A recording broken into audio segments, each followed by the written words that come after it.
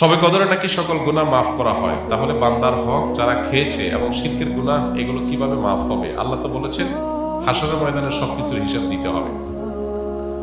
শবে কদরে সব গুনাহ মাফ হবে, কিন্তু বান্দার হক তো মাফ হবে না ভাই। বান্দার হক বান্দার কাছ থেকে আদায় করে মাফ চেয়ে নিতে হবে, মাফ পেয়ে নিতে হবে, তা না হলে মাফ হবে না। আমরা অনেকে মোছে তাও দিয়া বসে আছি যে শবে কদর সব মাফ করে দিবে, তাইলে চুরি দাড়ি ডাকাতি 2 নম্বরে যা কিছু করলাম এক শবে কদরে ইবাদত করলেই তো সব মাফ, তাইলে আর চুরি দাড়ি বন্ধ করার তো কোনো কারণ নেই। দেখুন, ইসলামের সাথে অন্য সব ধর্মের এখানে একটা মৌলিক পার্থক্য। খোদ ইয়াহুদিরা, আল্লাহ কোরআনে তাদের সম্পর্কে বলেছেন, ইয়াহুদিরা বলে লান তামাসসানান নারু ইল্লা আইয়ামাম মা'দুদাত। তারা বলে আমাদেরকে আগুনে জাহান্নামে কয়েকদিন থাকা লাগবে, এরপর আমরা জান্নাতে থাকবো। অল্প কয়েকদিন থাকা লাগবে, অনন্তকাল আমরা জান্নাত অটোমেটিক আমাদের গ্রান্টেড। এই জন্য তাদের অপরাধ থেকে বাঁচার কোনো গরজ নাই। খ্রিস্টানরা মনে করে ঈসা আলাইহিস সালাম তিনি শুলে চড়ে, যদিও তিনি শুলে চড়েন নাই কোরআনের বর্ণনা অনুযায়ী, তিনি আত্মাহুতি দিয়ে আত্মত্যাগ করে আমাদের সমস্ত পাপের দায় তিনি নিয়ে নিছেন। এটা কারা মনে করে? খ্রিস্টানরা। যেহেতু আমাদের সমস্ত পাপের দায় উনি নিয়ে নিছেন, অতএব আল্লাহ আমরা আর কিছু করবে না, আমাদের পক্ষ থেকে আমাদের নবী নিয়ে নিছে সব। এই জন্য তাদেরও কোনো পাপ না করার ব্যাপারে কোনো গরজ। ইসলাম এমন এক দিন, যে দিন বারবার করে কোরআনের পাতায় পাতায় বলেছে ও আল্লাহ তাজিরু ওয়াজিরাতুন বিজরা উখরা, কারোর পাপের বোঝা আর কেউ বহন করতে পারবে না, কোনো অপশন নাই। তুমি পাপ করছো, তোমাকেই পেতে হবে। এই জন্য একজন ইমানদার পাপ করলে সেটার প্রায়শ্চিত্ত করতে হবে। আপনি পাপ করবেন, অন্যের হক নষ্ট করবেন, আর শবে কদরে আপনারা মাফ করে দিবে। জি না, শবে কদরে আপনার ছোটখাটো গুনাহগুলো মাফ করে দিবে, কিন্তু আল্লাহর কাছ থেকে বান্দার হক নিয়ে মাফ পাইতে হলে তারটা তাকে ফেরত দিতে হবে, তার কাছে মাফ চেয়ে নিতে হবে, তারপর আল্লাহ তাআলা মাফ করবেন। অতএব এ বিষয়ে যেন আমাদের ঘাটতি না থাকে। শবে কদরে কি আসলে ভাগ্য পরিবর্তন হয়? ভাগ্য পরিবর্তন করতে কি কি আমল করা দরকার? ভাইরা আমার, লাইলাতুল কদরে মানুষের ভাগ্য লিপিবদ্ধ হয়। ভাগ্য লিপিবদ্ধ হওয়ার 4-5টা স্তর আছে, 4-5টা লেভেল আছে। বিভিন্ন লেভেলে লেভেলে মানুষের ভাগ্য নির্ধারণ হয়। মানুষের সৃষ্টির হাজার বছর আগে, 50,000 বছর আগে আল্লাহ তাআলা মানুষের তাকদীর লিখেছেন। আবার মাতৃগর্ভে থাকাকালীন সময় আরেকটা লেয়ারে লেখা হয়। এরপরে প্রত্যেক বছর লাইলাতুল কদরে আবার সেই চূড়ান্ত যেটা লেখা আছে এজমালি, ওইটারে বিস্তারিত লেখা হয় প্রতি বছর লাইলাতুল কদরে। কোরআনে কারিমে সূরা দুখানে আল্লাহ বলেছেন ইন্না আনজালনাহু ফি লাইলাতিন মুবারাকাহ ইন্না কুন্না মুনজিরিন ফিহা ইউফরাকু কুল্লু আমরিন হাকিম। আল্লাহ বলেছেন আমি এই কোরআনকে নাজিল করেছি বরকতময় রাতে। কোরআন কোন রাতে নাজিল হয়েছে? শবে বরাতে না শবে কদরে? শবে কদরে। সেই রাতে আল্লাহ বলছেন ফিহা, অর্থাৎ সেই বরকতময় রাতেই ইউফরাকু কুল্লু আমরিন হাকিম, সব গুরুত্বপূর্ণ বিষয়গুলোকে আল্লাহ তাআলা ধার্য করেন। এখান থেকে বোঝা যায় লাইলাতুল কদরে সব মানুষের ভাগ্য নির্ধারণ হয়। এখন কত ভাগ্য যেন ভালো নির্ধারণ হয়, তার জন্য কি করার আছে? সবচেয়ে বড় করা হলো ঈমান এবং তাকওয়া অবলম্বন করা। আল্লাহ বলেছেন যে ওয়ালাউ আন্না আহলাল কুরআ আমানু ওয়াত্তাকাউ লাফাতাহনা আলাইহিম বারাকাতিন মিনাস সামা। কোন জনপদের মানুষ ঈমান আর তাকওয়া আনলে আল্লাহ তাআলা বলেন আসমান থেকে বরকতের সব দুয়ারগুলো উন্মোচন করে দিবেন। আপনার ভাগ্যে ভালো কিছু লেখা হোক চাইলে আপনাকে ঈমান আমলের চর্চায় এগিয়ে যেতে হবে। আমাদের দেশে মানুষ সব রাতে মসজিদে ভিড় করে, সারা বছর নামাজ কালামের খোঁজ খবর নাই, সব রাতে মসজিদে আসা ভিড় করছে কেন? ভাগ্যে যেন ভালো কিছু লেখা হয়। একজন চেয়ারম্যান সরকারের কাছ থেকে রিলিফ পাইছে বা জনগণকে বন্টন করার জন্য জিনিসপত্র পাইছে। তো চেয়ারম্যান সাহেবের পাতি যে সমস্ত নেতা আছে বা চেলা চামচা আছে, সহযোগী আছে, এরা ভাগ নিতে আসছে।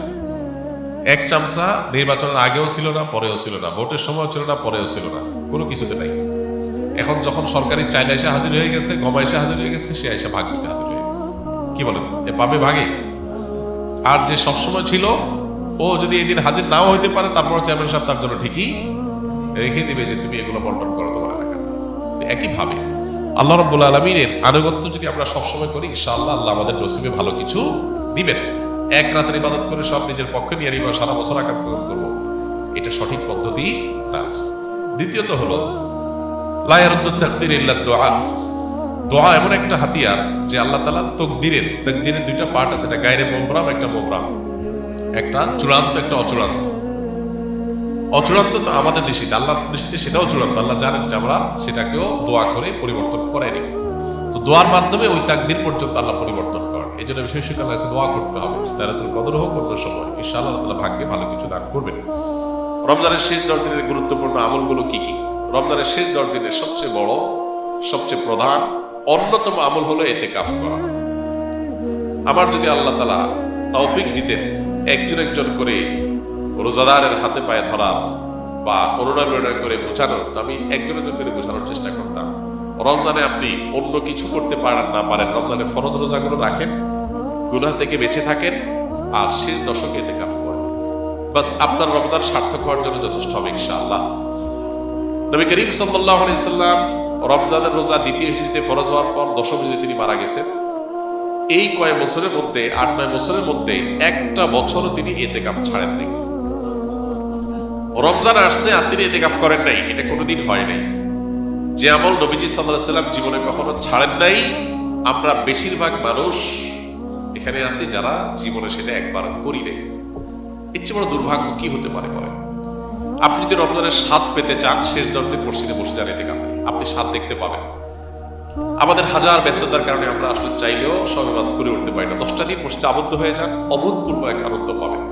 এই জন্য ভাই, রমজানের শেষ 10 দিনের সবচেয়ে বড় আমল হলো ইতিকাফ করা। দ্বিতীয়ত, শেষ 10 দিনের অন্যতম আমল হলো বেশি বেশি ইবাদতবন্দি করা। নবী সাল্লাল্লাহু আলাইহি সাল্লাম সম্পর্কে হাদিসে আসছে,